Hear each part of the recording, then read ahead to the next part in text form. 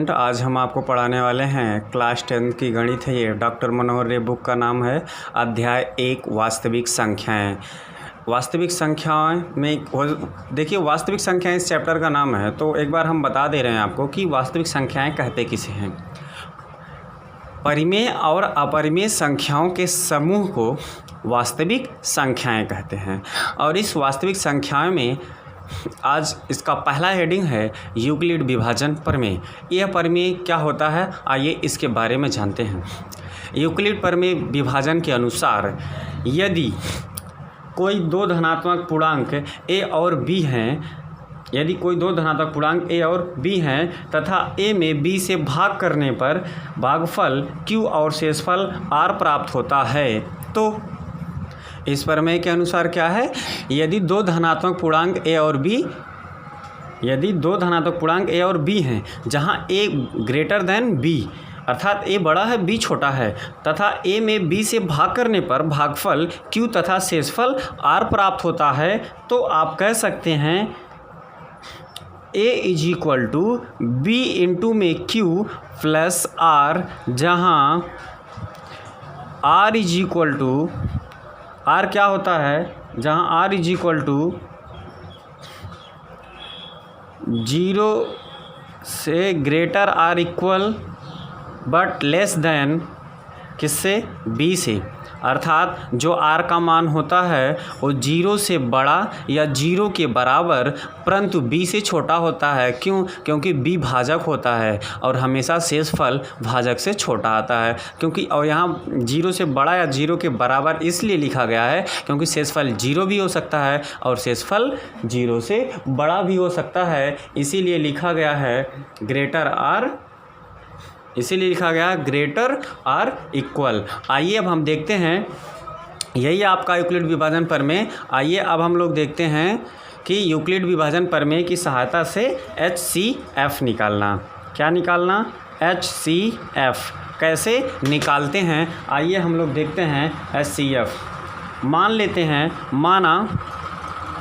माना दो पूर्णांक धनात्मक पूर्णांक है, दो धनात्मक पूर्णांक C और D हैं। माना दो धनात्मक पूर्णांक C और D हैं जहाँ C is greater than D, यानी C D से बड़ा है। तो आप कह सकते हैं यूक्लिड विभाजन प्रमेय से प्रयोग करके हम Q और R निकालेंगे।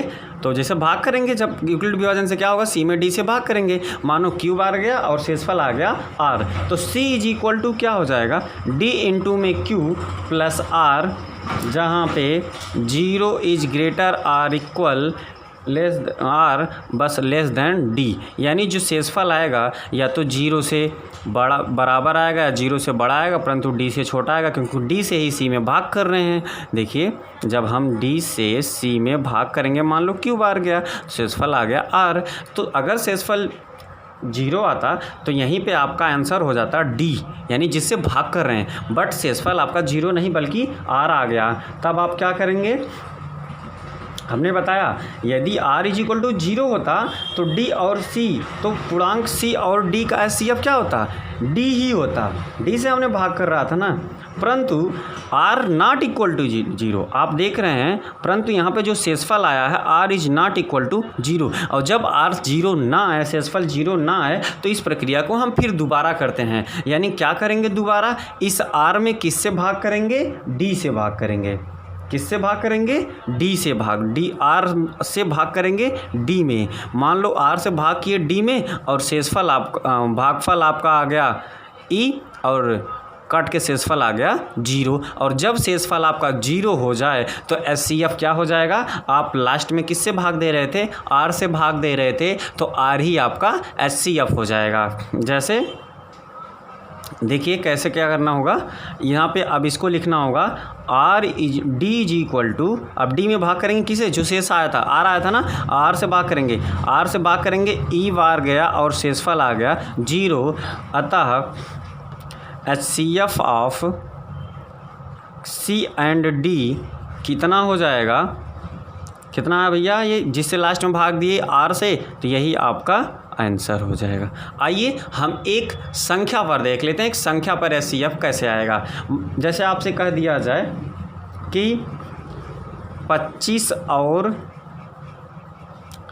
35 का HCF बताओ यूक्लिड विभाजन प्रमेय से। तो क्या करना है, 25 और 35। सबसे पहले बड़ी कौन है 35, छोटी कौन है 25। 25 से 35 में भाग करेंगे। देखिए होता क्या है, 35 में भाग करना किससे, 25 से। कितना बार जाएगा, 25 से भाग करेंगे एक बार जाएगा। शेषफल कितना आ जाएगा 10। शेषफल आएगा ना 10, 25 से कम 25, 25 10 35। अब शेषफल 0 नहीं आया। अब पुनः 25 में, यानी जिसमें हम भाग किए, जिससे भाग कर रहे थे 25 में कैसे भाग करेंगे, 10 से। जितना शेषफल आया कै बार जाएगा, 2 बार जाएगा। 10 दूनी 20, शेषफल कितना आ गया 5। फिर शेषफल 0 नहीं आया।